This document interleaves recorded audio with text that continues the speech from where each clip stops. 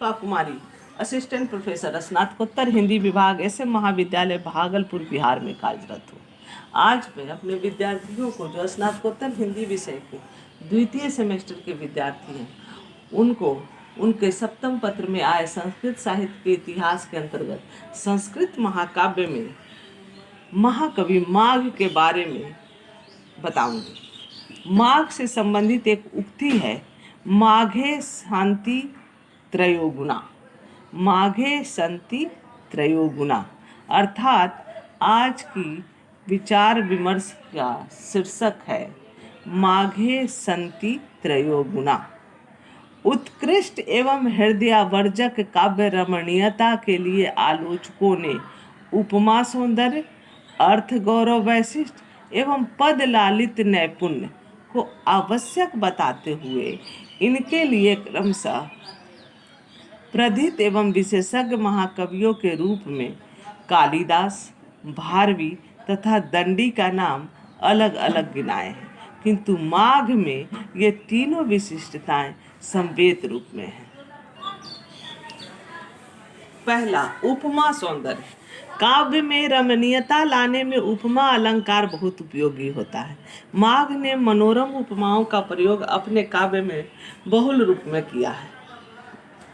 प्रथम सर्ग में नए मेघ के समान श्री कृष्ण के सुवर्ण सिंहासन पर विराजमान होने पर उस सिंहासन की तुलना उस सुमेरु पर्वत की चोटी से की गई है जिस पर जामुन के फले हुए वृक्ष हों।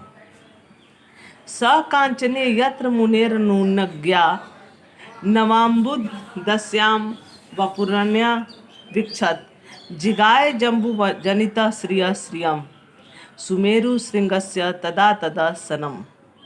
एकादश सर्ग में प्रातः काल के वर्णन में पूर्व समुद्र से निकलते हुए सूर्य की तुलना जल में डूबे हुए कलश के निकाले जाने से की गई। दूसरा, अर्थ गौरव। अर्थ गौरव से काव्य की गरिमा बढ़ती है। भारवी की भांति माघ में भी अर्थ गौरव की विशिष्टता दीख पड़ती है। अर्थ की गंभीरता माघ काव्य में प्रचुर रूप में है। प्रथम सर्ग में सांख्य दर्शन के तथ्यों के सार कवि ने इस श्लोक में प्रस्तुत किया है। उदासीतारम निगृहित मान सय गृहित मध्यात्म दृशा बहिर्षिकारम प्रकृते पृथाग्यवधु पुरातनम त्वाम पुरुषम पुराविदः। पूर्व काल के कपिल आदि महर्षिगण आपको चित्तवृत्तियों को समग्र एकाग्र करने वाले योगियों के द्वारा अध्यात्म दृष्टि से किसी किसी प्रकार ग्रहण किए हुए सुख दुख से उदासीन, महादादि विकारों से भिन्न और प्रकृति से अलग पुरातन पुरुष के रूप में जानते हैं। माघ का द्वितीय सर्ग राजनीति से गूढ़ तत्वों से भरा हुआ है। उसमें अर्थ गौरवयुक्त बहुसंख्यक पद हैं।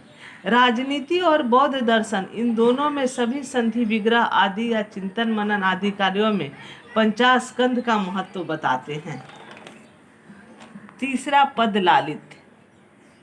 काव्य में ध्वनि, वक्रोक्ति आदि की महिमा होती है, किंतु उसमें ललित कांत पदावली भी शोभा वृद्धि में सहायिका होती है। माघ के काव्य में न केवल ललित पद विन्यास की निपुणता है, अपितु नित्य नूतन श्रुति मधुर पदावली की कमनीयता भी है। वसंत की सुषमा रमणीय शाब्दी ध्वनि द्वारा मनोहर रूप से अभिव्यक्त होती है। सरस वर्णों के उच्चारण से सहज ही संगीतमयता आ जाती है। अत्यंत मधुर पदावली कर्ण कुहरों में अमृत रस घोलती है भी मालूम पड़ती है। जैसे नौ पलाश पलाश वनम पुरः स्फुट पराग पराग तप कंजम मृदुल तांत लतांत मलोकयत स सुरभिम सुरभिम समनो भरे। इस प्रकार माघ में उपमा, अर्थ गौरव तथा पद लालित की त्रिवेणी प्रवाहित होने के कारण यह उक्ति नितांत संगत है। माघे संति त्रयो गुना। धन्यवाद।